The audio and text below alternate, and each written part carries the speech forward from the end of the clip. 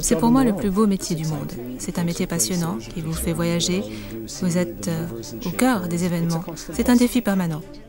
Je dis toujours à mes collègues que le jour où j'entrerai en cabine et où j'allumerai le micro sans avoir le trac, ce jour-là, je chercherai un autre emploi. Ce que j'apprécie le plus dans ce métier, c'est qu'il me donne un aperçu de nombreux univers. J'apprécie le fait que l'on comprenne certaines choses grâce à moi. J'aime ces réunions, les petites réunions entre chefs d'État, sans autres participants peut-être que l'interprète. C'est un privilège d'y être, de les entendre, d'être le témoin de leurs réflexions.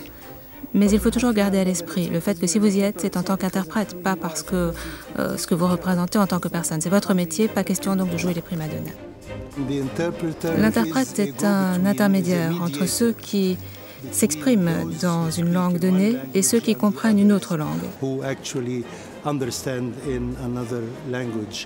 Je pense que les interprètes jouent un rôle essentiel pour combler le clivage entre culture et civilisation.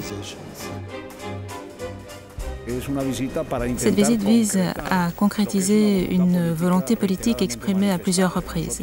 Naturellement, être dans le service de l'institution symbole de la gouvernance mondiale nous intéresse, y compris sur le plan idéologique.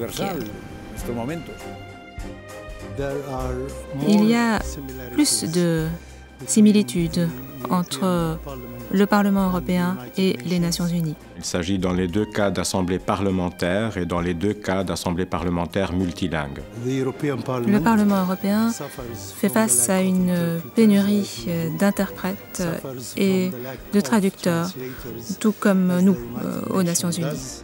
Il y a la pénurie d'interprètes pour certaines langues, comme le slovène, comme le maltais, mais il y a aussi une autre pénurie pour des langues qui sont communes à nous tous, comme ça peut être l'anglais, le français, le russe et l'arabe, qui n'est pas une langue officielle chez nous, mais qu'on utilise de façon très régulière. Voilà les faiblesses du système, et c'est un problème mondial en réalité. Nous ne sommes pas les seuls à y être confrontés. L'Union européenne, le Parlement européen connaissent également ces difficultés. Et nous nous sommes rendus compte qu'il fallait être proactif parce que le marché ne nous offre plus les ressources suffisantes. Par rapport au Parlement européen, notre équipe est plus restreinte. Nous n'avons que 6 langues de travail. À l'ONU, pour des raisons historiques, on a retenu 6 langues. Au départ 5 d'ailleurs, c'était donc l'anglais, le français, l'espagnol, le russe et le chinois, qui étaient soit des langues très parlées dans le monde, soit dans le cas de la Chine, la langue d'un grand pays, d'une grande puissance. Et on a ajouté l'arabe par la suite, qui a été jugé aussi comme important parce qu'une langue parlée par beaucoup de pays dans le monde.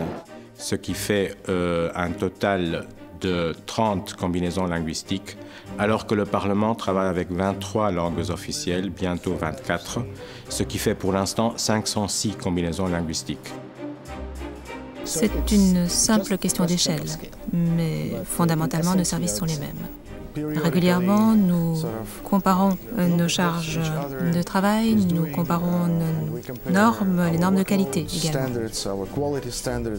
Comment faire en sorte pour que le client soit assuré qu'il y a un contrôle de la qualité qui est en place et que donc il peut avoir confiance dans l'interprétation qu'il lui fournit. C'est particulièrement important dans des organisations comme celle où je travaille maintenant, qui est un tribunal. Non seulement un tribunal, mais un tribunal pénal avec des accusés qui risquent la réclusion à perpétuité. Donc il faut absolument que tout ce qui est dit soit interprété le plus justement possible, le plus correctement possible, pour ne pas entraîner par exemple une erreur judiciaire. Nous sommes d'accord sur des ajustements, une harmonisation du travail. C'est nécessaire, parce que le marché de l'interprétation et de la traduction est un marché global aujourd'hui.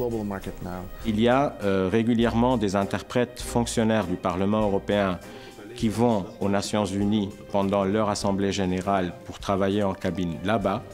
Et on a aussi des interprètes des Nations unies qui viennent chez nous pour une période d'1 mois ou 1 mois et demi et qui travaillent en session plénière, mais aussi pendant les réunions de commission des groupes politiques.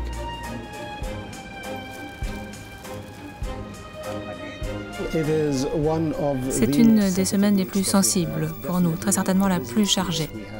Pratiquement tous les chefs d'État et de gouvernement se retrouvent à New York en même temps. Il y a aussi l'effervescence des médias et pour nous, interprètes, cela signifie que nous n'avons plus de vie pendant une semaine. Cette semaine, nous avons quelques 110 réunions, c'est très inhabituel. Notre limite est de l'ordre de 80 ou 90, cela dépasse donc tout. Cela signifie que nous devons faire face à des changements constants. Notre programme change 6, 7 ou 10 fois par jour. Notre programme est disponible par téléphone ou sur Internet. En général, à 20h, vous vous connectez et vous prenez connaissance de votre affectation du lendemain matin ou éventuellement de l'après-midi. L'ordre du jour peut changer d'une minute à l'autre. Vous ne savez jamais qui va intervenir, quel pays va prendre la parole. Vous pouvez être réaffecté à tout moment. Dans les grandes lignes, cela implique une certaine souplesse. Vous devez être prêt à accepter tout changement avec le sourire. Mais le moment équivalent au Parlement européen, en comparaison avec une Assemblée générale aux Nations unies, c'est de toute évidence la séance plénière. Nous avons actuellement dans les 380 interprètes fonctionnaires, toutes cabines confondues. Une semaine de plénière, la population d'interprètes augmente jusqu'à 1000 à peu près. En fait, 2/3 des besoins en interprétation sont couverts par des interprètes que nous on appelle freelance, donc des interprètes indépendants. Il y a un autre domaine de coopération très important entre les deux institutions. Nous avons déjà commencé, mais j'aimerais aller plus loin et développer réellement la formation des interprètes. Nous avons réfléchi à la possibilité de conjuguer nos efforts entre le Parlement et les Nations unies pour financer la formation d'interprètes. En effet, par exemple, pour l'instant, pour l'Afrique, nous devons recruter des interprètes européens ou américains. Je travaille dans une organisation qui respecte le principe du multilinguisme à tout moment. Et je ne crois pas qu'une seule langue devrait dominer, qu'il s'agisse de l'anglais ou de toute autre langue. La langue est liée à l'identité. C'est une forme de patrimoine. La langue a trait à l'arrière-plan culturel et est liée à la nature démocratique des institutions pour lesquelles nous travaillons. Le fait qu'au Parlement européen, chaque représentant, chaque parlementaire s'exprime dans sa langue, cela permet d'une part, de vérifier que les parlementaires sont élus, non pas parce qu'ils connaissent les langues, mais parce que les citoyens leur font confiance.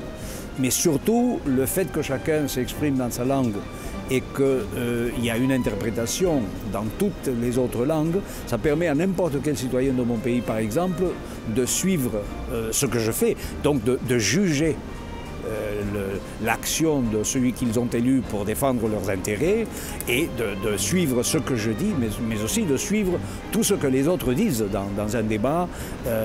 Et par conséquent, c'est un élément clé dans le fonctionnement démocratique de nos institutions. Cela vaut d'ailleurs très largement aussi pour ce qui est des Nations unies.